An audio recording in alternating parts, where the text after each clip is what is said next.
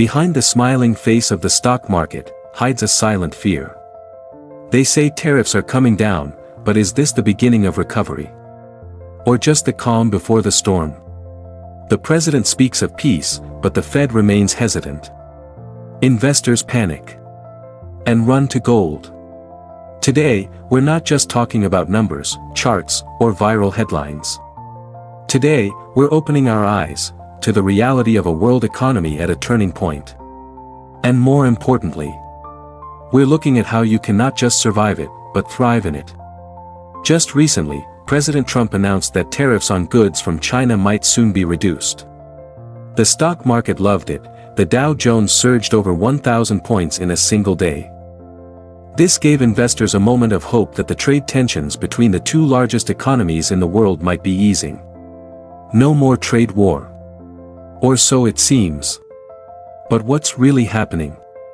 Right now, the United States has a 145% tariff on goods imported from China. In return, China slapped a 125% tariff on American goods. What does that mean? If you're a company like Apple, Walmart, or Tesla, which relies heavily on the Chinese market, you're bleeding.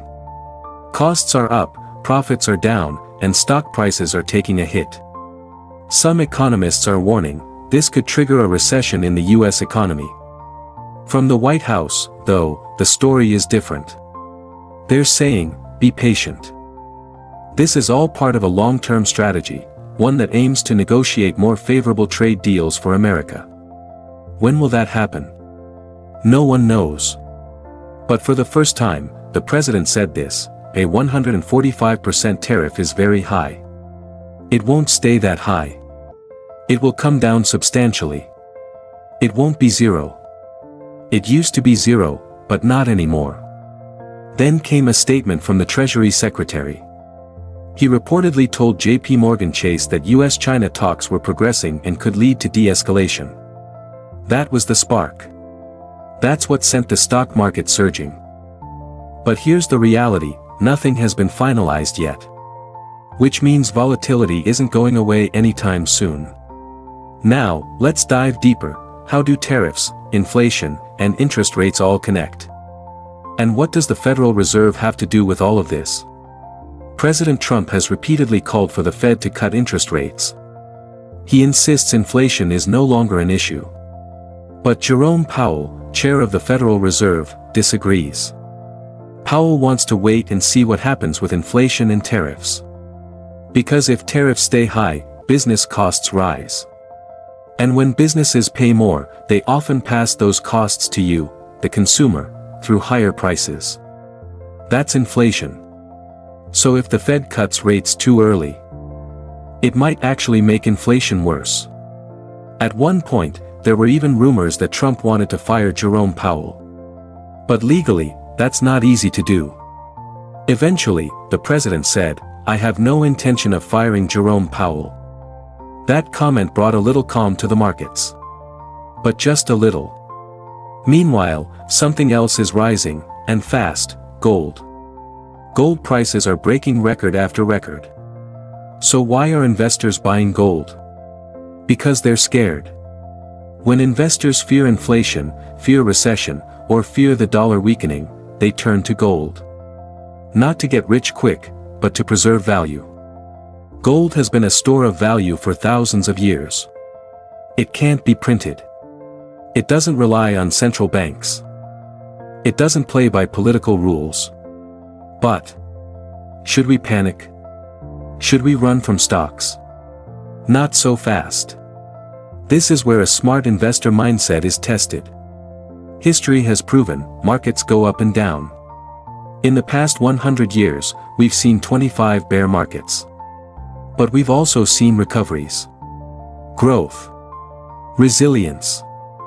And those who stayed in the game, or even better, bought during the crash, they built wealth. So what can you do? Step 1, know what a good investment looks like. You don't have to be a Wall Street analyst. But you can start learning. What is a stock? What is an ETF? What is the S&P 500? If picking individual stocks feels too risky, start broad. When you invest in the S&P 500, you're buying a piece of the top 500 companies in the U.S.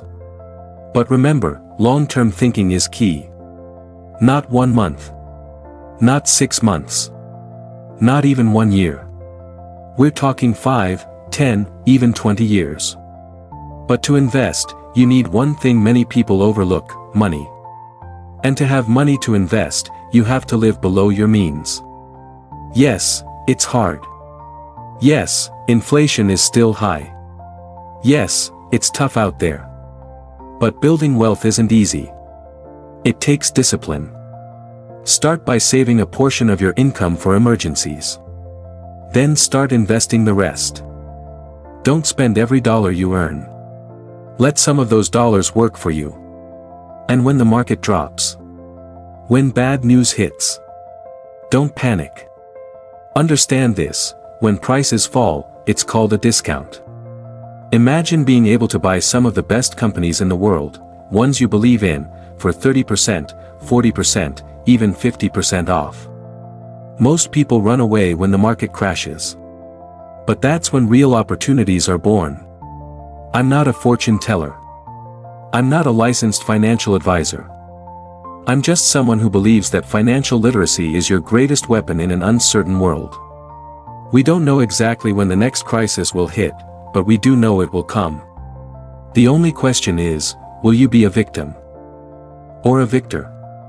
If you found this video valuable and want to stay informed about the economy, markets, and investing, you can sign up for Market Briefs, our free daily financial newsletter. And as a bonus, you'll also get my investing masterclass, completely free. Remember, our goal isn't to predict. It's to own. Own assets. Own your strategy. Own your future. Thanks for watching.